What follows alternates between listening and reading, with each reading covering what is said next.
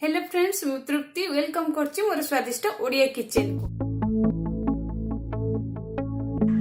आज मु बनैबा को चाहूची एक स्वादिष्ट चटपटा राग चटनी जहाँकि स्त्री लोक मान को बहुत पसंद। यह मोर भी फेवरेट। यही चटनी खाद्यर स्वाद बढ़ाई थाए। आपन को जदि किछि खाइबा को इच्छा हुएनी ताहाले ए 2 मिनिट मैजिकल चटनी टेस्ट करंतु एवं चमत्कार देखंतु। पूरा रेसिपी बुझिबा पई शेष पर्यंत पूरा वीडियो टिके ध्यान पूर्वक देखंतु। यहाको आपण इडली, डोसा, मोमो एपरि भात और रोटी सहित मते खाइ परिबे। ताहाले चालू तो देखिबा चटनी रेसिपी।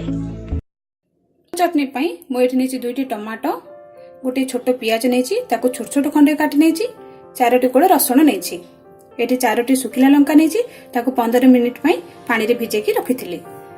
किछि तेल, किछि लूण। आपण मोर चैनल स्वादिष्ट ओडिया किचन को एपरि भाबे सब्सक्राइब करंतु। साइड रे थिबा बेल आइकन को क्लिक करबा को भूलंतु नाही। एबे मु चटनी रो पेस्ट बनै नेबी। टमाटो को एभले काटि नेछि, एथिरे दे देबे रसुण, पियाज, सुखिला लंका।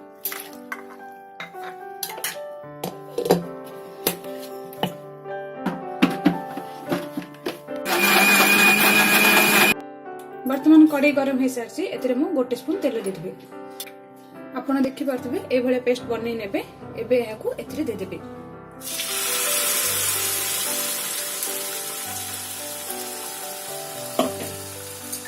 एथिरे अल्प लूण दे देबे। एहाकू भलो भाबरे मिक्स कर देबे। गैस रे फ्लेम मीडियम रखो। आपण देखि पारथबे ए अल्प फुटी सारलानी। आउ अल्प समय पर यार पेस्ट बन जाए। एपरि भाबे घांटुथिबे।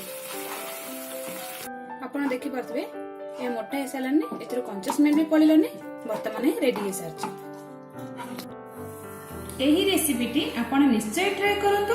आपण मानकु ए रेसिपीटी केमिति लागिला कमेंट सेक्शन में मते निश्चय जणाइबे। आपणकर आदर ही मोर प्रेरणा। मते आपण लाइक, शेयर, कमेंट करबा पे भूलंतु नाही। धन्यवाद।